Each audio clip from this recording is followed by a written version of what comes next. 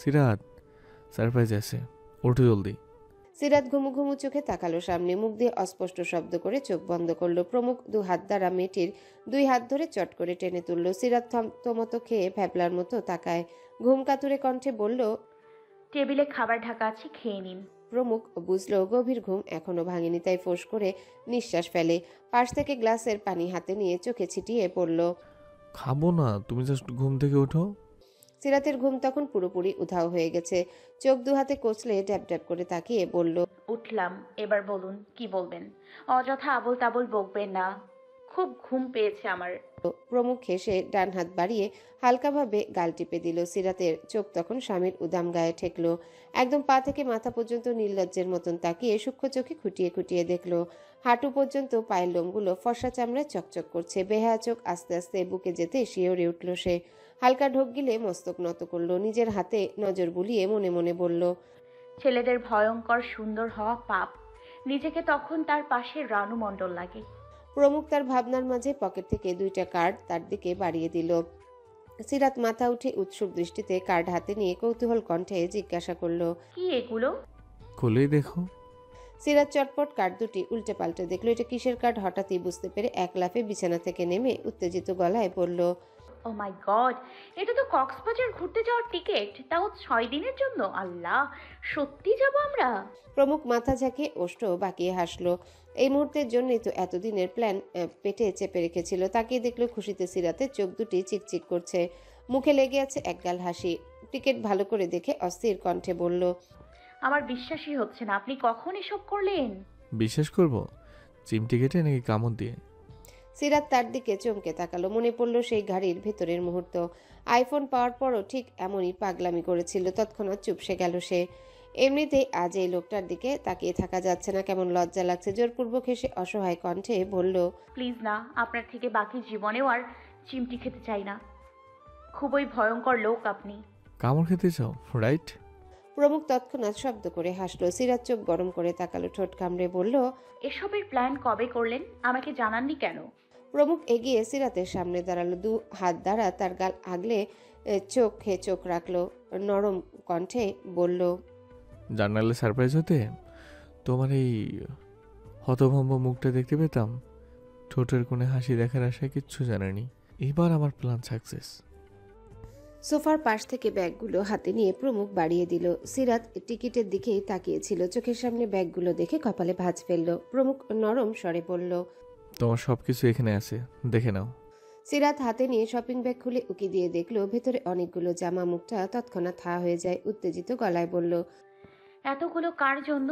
প্রমুখ জবাব দিল না। নিজের জন্য কিনে আনা শার্ট প্যান্ট কাবাডে গুছিয়ে রেখে দেয়। গায়ে জড়িয়ে নিল লাল টি শার্ট। সিরাত বিছানায় সব ব্যাগ নিয়ে চট করে ঢেলে দিল।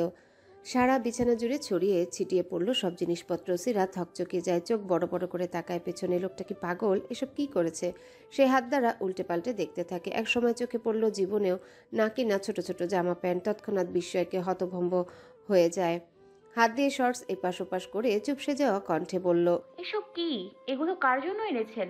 কোন মেয়েকে গিফট করবেন বলুন? প্রমুখ ডোন্ট কেয়ার ভাব নিয়ে সোজা সাপটা উত্তর দিল, সবগুলো তোমার। অন্য মেয়ের জন্য আনবো কেন? নাকি সতীনের ঘর করে ইচ্ছা হয়েছে? তুমি চাইলে আমি দুবাই রাজি। যতই হোক তুমি আমার একমাত্র বউ। বউয়ের আবদার রক্ষা করা সকল স্বামীর দায়িত্ব। কি, আমার জন্য এনেছেন? তাও আবার ছোট জামা? অসম্ভব, মরে গেলেও এসব পরবো না। এই মুহূর্তে ফিরিয়ে দিয়ে আসুন। শুধু শুধু টাকা খরচ করে মিস্ত্রি সব কাপড় কিনেছে। ছি, ইয়াক, ভাবলেই বমি পাচ্ছে আমার। কথা শেষে সিরাত বেসিনে গিয়ে থুতু ফেললো। প্রমুখ ভ্রু নাচে এগিয়ে গেল তার পানে। চোখ মুখ শক্ত করে বলল, তুমি এরকম করছো কেন? বাইরের সদস্য তো মেয়ে, এর থেকেও বিস্তৃতভাবে চলাফেরা করে। তাছাড়া আমি যেগুলো এনেছি সবগুলো স্মার্ট পোশাক। তোমার বাড়িতে দেখতেও অনেক সুইট লাগবে। একদম পারফেক্ট বেবি ডল। কচু লাগবে, কখনো এত ছোট টপস পরিনি। টপস প্যান্টকে তোমার ছোটো জামা মনে হলো? কেউ পরে না। তাছাড়া আমি যেহেতু কিনেছি আলবাত পড়বে। দরকার হলে আমার সামনে বসে থাকবে। ভুলে যেও না টাকা দিয়ে কিনেছি, কষ্টের টাকা, বুঝেছো? এমনভাবে ইয়াক ইয়াক করার কি আছে? ধরলাম না শুইলাম না প্রেগনেন্ট হয়ে গেলে। সিরাতের কান ঝাঝা করে উঠল। চোখ খিচে বন্ধ করে ধীর কণ্ঠে বলল, দেখুন, বাজে কথা বলবেন না। আমি কখনো এসব পরিনি, কালে পরবও না। আপনি ফিরিয়ে দিয়ে শালীন কাপড় আনুন। প্রশ্নই আসে না। ব্যাগ গুছিয়ে নাও, গাড়ি সকাল 10টায় আসবে। সারাদিন কাজ করে আমি টায়ার্ড। আর জ্বালাইও না, একটু শান্তিতে বাকিরা একটু ঘুমাতে দাও। সিরাত তেতে ওঠে। প্রমুখ ফের তাকে সাবধান করে চিবিয়ে চিবিয়ে বলল, খবরদার, এখানের একটা জিনিসও কিছু করবে না। কসমেটিক্স, কাপড় থেকে শুরু করে জুতা পর্যন্ত। কাল যদি ভুলেও রেখে যাও খুব খারাপ হবে। দেখা যাবে কক্সবাজার বিচেই তোমাকে ধাক্কা দিয়ে ফেলে দিয়েছি। So be careful.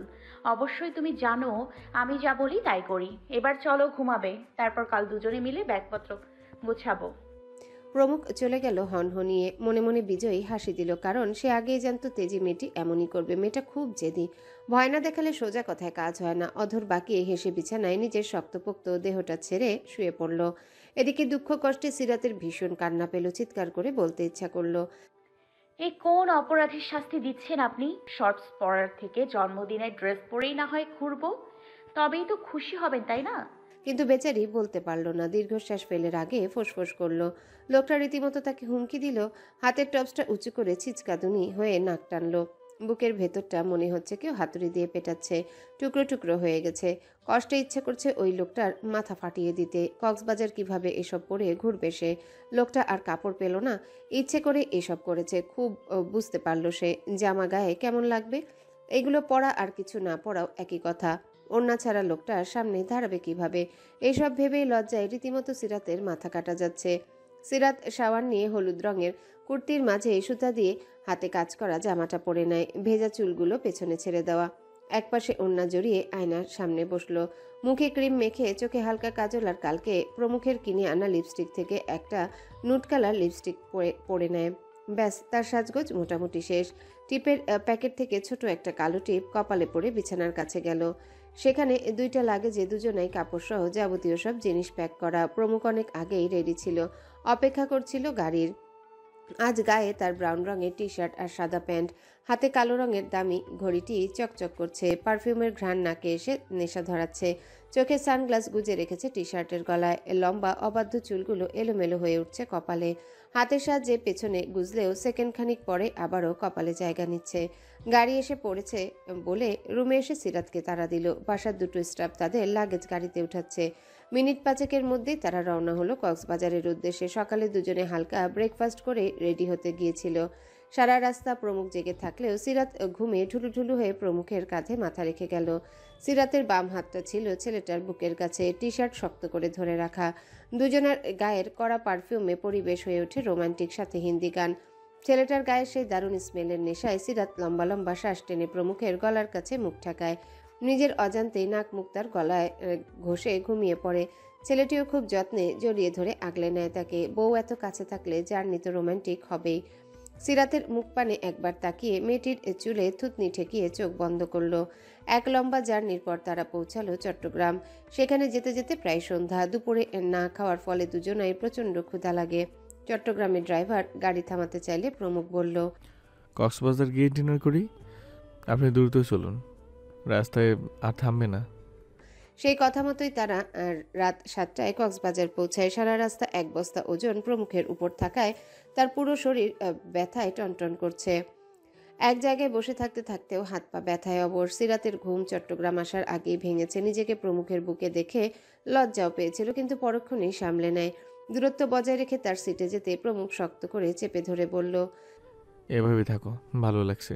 সিরাত নড়ে চড়ে মিশে থাকে তার বুকে। যেভাবে প্রমুখ চেপে ধরে আছে তাতে শত চাইলেও দূরে যেতে পারবে না। শেষে পরাজিত হয়ে চুপচাপ চোরের মতো মুখ করে বাকি রাস্তা পৌঁছায়। হোটেলের সামনে এসে আস্তে আস্তে গাড়ি থেকে নামলো প্রথমে। আজ সারা জীবনের ঘুম একদিনে ঘুমিয়েছে সে। চারিপাশে তাকিয়ে তাকিয়ে দেখতে লাগলো পরিবেশ। আশেপাশে মানুষের অভাব নেই, কেউ ফ্যামিলি নিয়ে, কেউ বন্ধু বান্ধবের সাথে, নয়তো কেউ কাপল হয়ে। মানুষের কণ্ঠধ্বনি পরিবেশ জমজমাট পরিস্থিতি তৈরি করেছে। শোষো বাতাসে অন্ধকার জায়গায় দাঁড়িয়ে থাকতে ভালোই লাগছে। আজ রাত ঘুমিয়ে কাল সকালে উঠে তারাও ঘুরতে যাবে। প্রমুখ নেমেই চলে গেল হোটেল বুক করতে। সিরাত তার পিছু পিছু যায়। হোটেল বুক করা শেষে দুহাতে লাগেজ নিয়ে বন্ধ রুম চাবি দ্বারা খুলে বরাদ্দকৃত রুমে প্রবেশ করলো। সিরাত ভেতরে গিয়ে ক্লান্ত দেহটা নিয়ে ধপ করে বেডে শুয়ে পড়ে। প্রমুখ ওয়াশরুম থেকে ফ্রেশ হয়ে এভাবে শুয়ে থাকতে দেখে ধমকে উঠে তাকে বলল, নোংরা দিয়ে শুয়ে আছো কেন? যাও ফ্রেশ হয়ে আসো, ড্রেস চেঞ্জ করো। সিরাত দুঃখী চেহারা নিয়ে তাকালো। প্রমুখ নতুন কালো টি শার্ট গায়ে পরে পেছনে তাকিয়ে দেখে সিরাত আগের মতোই। এবার মেজাজ চটে যায় তার, চোখ গরম করে বলল, সারাটা রাস্তায় এই আটার বস্তার মতো শরীর নিয়ে আমার গায়ে শুয়ে শুয়ে এসেছো। কীভাবে পারো এত ঘুমাতে? অলসের ঘরে অলস, ঘুরতে এসে ঘুমায়। তাছাড়া এখন এমন ভাব করছো মনে হয় তুমি আমার উপর শুয়ে আসোনি, বরং উল্টো আমি তোমার উপর শুয়ে শুয়ে এসেছি। এত মাস একসাথে থেকে সিরাত খুব ভালো করেই জানে এই ছেলের মুখ একবার খুললে সহজে বন্ধ হয় না। এখন যেহেতু খেপে গেছে, তাকে বেফাস কথাবার্তা বলে লজ্জা না দিয়ে থামবে না। তখন লজ্জায় ইচ্ছে করবে ইনানি বিচে ডুবে মরতে। তাই যত দ্রুত সম্ভব বিছানা ছাড়ল। রাগে নাকের কপাটি ফুলে ফেপে আছে। ওয়াশরুম থেকে ড্রেস চেঞ্জ করে সিরাত পরল গোলাপি 3 পিস, বেরিয়ে চলে সোজা গেল বারান্দায়। এখান থেকে সামনের বিচটা স্পষ্ট দেখা যাচ্ছে। ঠান্ডা বাতাস গায়ে গেলে কেমন শান্তি শান্তি লাগে। এই ফ্রেশনেসটা আসলে দরকার ছিল তার। কেমন মন আর শরীর দুটোই আরাম অনুভব হচ্ছে। ঠোঁট থেকে আজ হাসি তার সরছেই না। সবকিছুই ভালো লাগছে। রাত অন্ধকার হলেও চারিপাশের হোটেলের রেস্টুরেন্টের আলোয় বাহিরটা ঝকঝক করছে। প্রমুখ বালিশে হেলান দিয়ে ফোন টিপছিল। সিরাতকে 3 পিসে দেখে মাথা গরম হলেও নিজেকে খুব কষ্টে সামলে চুপ থাকলো। আজই লাস্ট, তারপর কাল থেকে 3 পিস হাতে দেখলে সেই হাত আস্ত থাকবে না, ভেঙে গুড়িয়ে দিবে। মনে মনে সব প্ল্যানও করে নিল। কিছুক্ষণ পরেই দরজার কড়াঘাত শুনে প্রমুখ গিয়ে খুলল। তাদের জন্য রাতের খাবার রুমে দিতে বলেছিল সে, কারণ লম্বা জার্নি করে আর বাইরে যাওয়ার ইচ্ছে ছিল না। সিরাতও চলে আসলো রুমে। প্রচন্ড ক্ষুধায় দুজনে ডিনার করলো পেট পুড়ে। লাস্টে কোল্ড ড্রিঙ্কস খেয়ে সিরাত ঢেকুর তুলে বলল, ঝুঁকে ঝুঁকে বেশি খেয়ে ফেলেছি। প্রমুখ টিস্যু দিয়ে হাত মুখ মুছে খোঁচা মেরে বলল, খাবেই তো, ওই দুই মনোজনের দেহ আমার উপর দিতে হবে না, অকম্মার ঢেকি। আপনি আমাকে শিখেছি বললেন? আমি এতটাও মোটা নই, মাত্র 56 কেজি, উচ্চতা হিসেবে পারফেক্ট। তা তো আজ প্র্যাকটিক্যালি দেখে দিলে। সিরাত মুখ ফুলিয়ে শুয়ে পড়ল। এই লোকের সাথে কোনোদিনও পারবে না সে। তার থেকে ঘুমিয়ে নেওয়া যাক। সকালে সিরাতই আগে ঘুম থেকে উঠল। তখন প্রায় 6টা বাজে। প্রমুখকে ডেকে নিয়ে ওয়াশরুমে যায়। পরক্ষণে বেরিয়ে দেখল প্রমুখ লাগেজে কাপড় খুঁজছে। মেয়েটা এগিয়ে গিয়ে তার সামনে দাঁড়িয়ে প্রশ্ন করে, কিছু খুঁজছেন?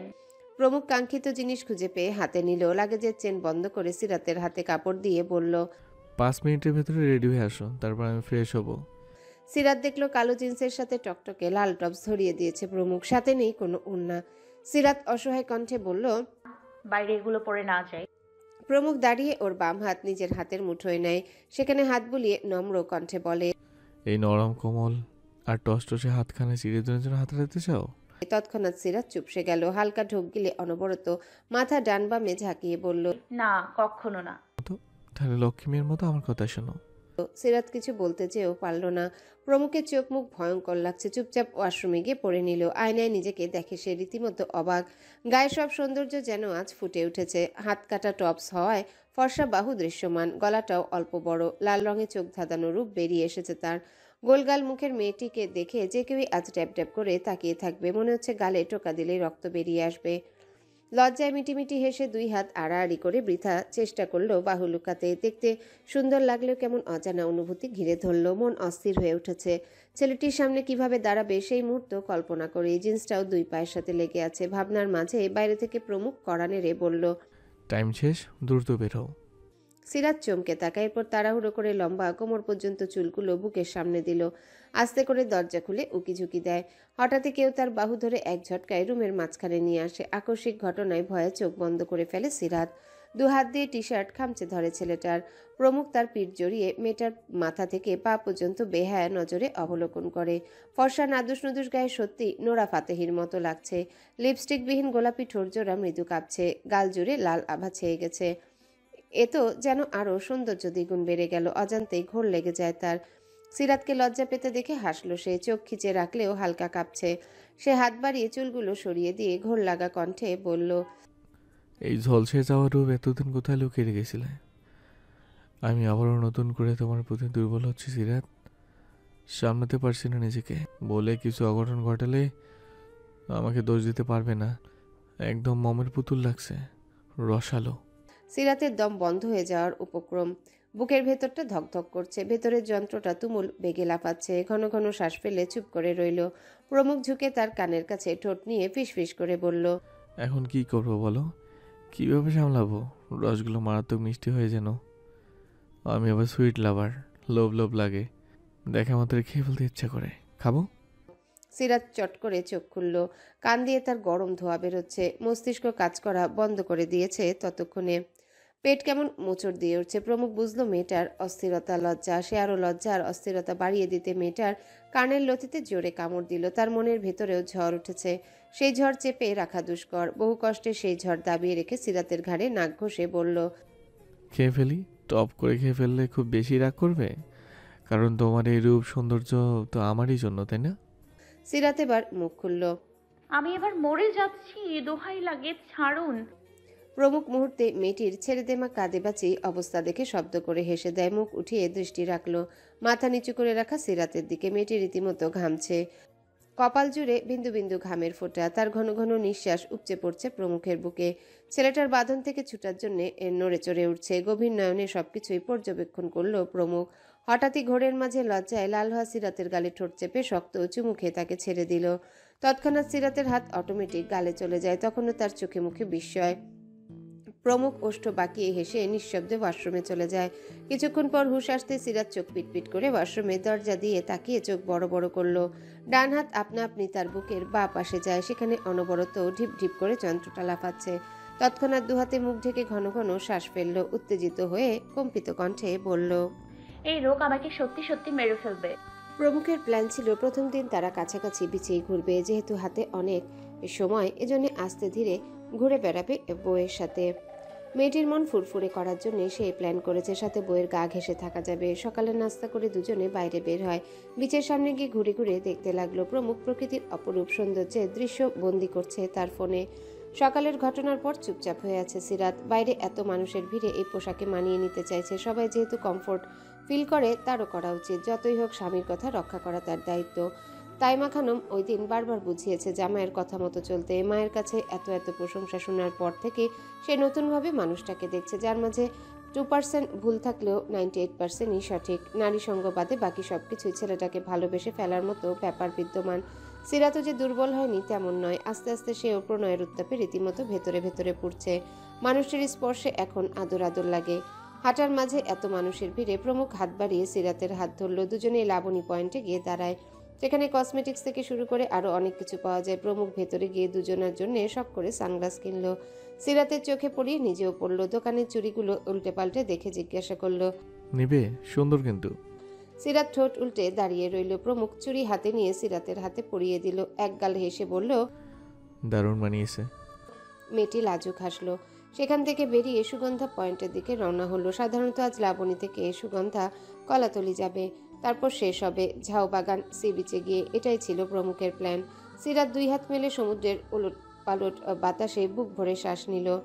প্রকৃতির সাথে মিশে গিয়ে খুশিতে একগাল হেসে বলল, মন চাইছে সমুদ্রের স্রোতে ভেসে যাব, পাখির মতো ডানা মেলে এপাশ থেকে ওপাশ উঠতে ইচ্ছে করছে। কত যে ভালো লাগছে বলে বোঝাতে পারবো না। অনেক থ্যাংক ইউ প্রমুখ সাহেব। প্রমুখ মোহনীয় দৃষ্টিতে তাকিয়ে বইয়ের প্রাণখোলা হাসি দেখল। সকালের আবহাওয়া কাটিয়ে এখন কটকটে রোদের দেখা মিলছে সমুদ্রে। এই তীব্র গরমে পাশাপাশি হাঁটছে দুজন দম্পতি। রোদের তেজ বাড়লেও সমুদ্রের বাতাসের জন্য তেমন গায়ে অনুভব হচ্ছে না। সিরাত চোখে সানগ্লাস খুলে চোখ ছোট ছোট করে তাকায়। কড়া রোদে তাকানো দুষ্কর। প্রমুখ ফোনে বইয়ের ছবি তুলছে আর কিছুক্ষণ পরপর আর চোখে দেখছে। ফর্সা গায়ে রোদের তাপে ঘাম ঝরছে মেয়েটার। কপাল বেয়ে গালে, গাল থেকে ঠোঁট ভেদ করে গলায় টপ টপ করে ঘামের ফোঁটা পড়ছে। এরপর গলা থেকে টপসের ভিতর। মেয়েটা বারবার হাত দ্বারা ঘাম মুছে যাচ্ছে। প্রমুখ গভীর নয়নে সবই খেয়াল করলো। আস্তে আস্তে গলার কাছে চোখ যেতেই তৎক্ষণাৎ চোখ নামিয়ে ফেললো। সিরাত নাক মুখ কুচকে রাখায় বাচ্চা বাচ্চা লাগছে প্রমুখের কাছে। চট করে ওই ফোলা ঘরমাক্ত মুখে চুমু খেতে ইচ্ছা করছে। মাথার ক্যাপটা ঠিকঠাক করে সিরাত হা হুতাশ করে বলল, গরমে শরীর জ্বলে যাচ্ছে। প্রমুখের হুঁশ ফিরে আসে। চট করে সিরাতের দিকে ঝুঁকলো। একদম কাছে দাঁড়ানো সে। রোদের তেজ থেকে বউকে রক্ষা করার জন্য ছায়া দিয়ে বলল, এভাবেই থাকো, তাহলে রোদ লাগবে না। মুখটা কেমন লাল হয়ে গেছে। স্বামীর পাগলামিতে সিরাত অধর কামড়ে হেসে চোখ রাখলো নিচের বালুতে। প্রমুখ বউয়ের ঘরমাক্ত মুখ শরীর দেখে দ্রুত পকেট থেকে টিস্যু বের করলো। হাত বাড়িয়ে কপালে, গালে আর গলায় যত্ন নিয়ে মুছিয়ে দিয়ে বলল, চলো হোটেলে ফিরে যাই, বিকেলে আসবো। তোমার অনেক কষ্ট হচ্ছে তাই না? এখন ঠিক দুপুর 1টা বাজে, তাই এত রোদ। প্রমুখের যত্ন পরম আবেশে অনুভব করলো মেয়েটি। মোহনীয় চোখে অপলক তাকিয়ে অজান্তে সিরাত নিজের হাত উঠিয়ে প্রমুখের গাল টেনে বলল, ঘুরতে আসছি, একটু কষ্ট সহ্য করতে পারবো না? তাছাড়া কক্সবাজার এসে কেউ হোটেলের ভেতর থাকে? আমরা থাকবো বিছানায়, বিছানায় শুয়ে চুমু খাবো। প্রমুখ ফিসফিস করে বলেই তার মুখের নিকট ছুটল। ওষ্ঠে তার শয়তানি হাসি। সিরাত নিজেও ফিক করে হেসে উঠে ধপাস করে ছেলেটার বুকের পাটায় কিল বসায়, চোখ গরম করে শাসিয়ে বলল, সমস্যা কি? একা একাই চুমু খাবেন? প্রমুখ ঠোঁট কামড়ে শক্ত করে সিরাতের কোমর চেপে ধরে হ্যাচকা টানে কাছে আনলো। চোয়াল বরাবর হাত রেখে মোহনীয় কণ্ঠে বলল। হানিমুনে কেন আসে সবাই? সিরাত না বুঝার ভান করে বলল, কেন আসি? মধু খেতে। হানিমুনের সাথে মধুর কি সম্পর্ক? হানিমুনকে বাংলা করো, তাহলে বুঝবে। সিরাত চটপট ভেবে উত্তর দেয়। মধু চাঁদ। প্রমুখ ওষ্ঠ প্রসারিত করে হাসলো। মেয়েটির কানের কাছে ঝুঁকে ফিসফিস করে বলল, মধু চাকে মধু খাবো, সেই মধু তোমার কাছে আছে, দিবে? সিরাত ভড়কে যায় বেফাস কথায়। সে কল্পনাও করেনি ছোট কথা থেকে এত দূর আসবে। সে মাথা চট করে পেছনে নিয়ে বলল, কেমন নির্লজ্জ কথা! চুপ করুন, অসহ্য লোক। প্রমুখ আজ থামবে না বলে পণ করেছে। সে নিজে নিজে রসিয়ে রসিয়ে বলতে থাকে, তুমি হচ্ছে মৌচাক, আমি মৌমাছি। এবার মধু তো তোমার কাছে আছে, সেটা শুধু আমার জন্য জমিয়ে রেখেছো। এখন সুবর্ণ সুযোগ এসেছে মিঠা মধু পান করে আমাকে অনুমতি দেওয়ার। যদি আরও অপেক্ষা করো, মৌমাছি মধু পান না করে বহুদিনের তৃষ্ণায় ধুকে ধুকে মারা যাবে। এবার তুমি বলো, আমি মারা গেলে তোমার কষ্ট হবে না? সিরাত লজ্জায় মাথা নিচু করে রাখলো। তার মনে হলো চুপ থাকায় ভালো লক্ষণ। প্রমুখ মেয়েটার ঘাড়ের কাছে আসা এলোমেলো চুলগুলো পিঠের পেছনে গুজে দিয়ে বলল, হানিমুন কাকে বলে জানো? সিরাত ঠোঁট কামড়াচ্ছে অনবরত। ছেলেটা এখনো তাকে এক হাতে জড়িয়ে ধরে আছে, মুখ একদম নিকটে। প্রমুখ আস্তে আস্তে তার খসখসে হাত বাড়িয়ে সিরাতের থুতনিতে হাত রেখে বলল, হ্যালো বন্ধুরা, পরবর্তী পার্ট খুব তাড়াতাড়ি আসবে, তো সবাই অপেক্ষায় থাকো। আর চ্যানেলটি যারা এখনো সাবস্ক্রাইব করোনি তারা পরবর্তী পার্ট দেখার জন্য চ্যানেলটি সাবস্ক্রাইব করে রেখো। ধন্যবাদ সবাইকে, আমাদের সাথেই থেকো।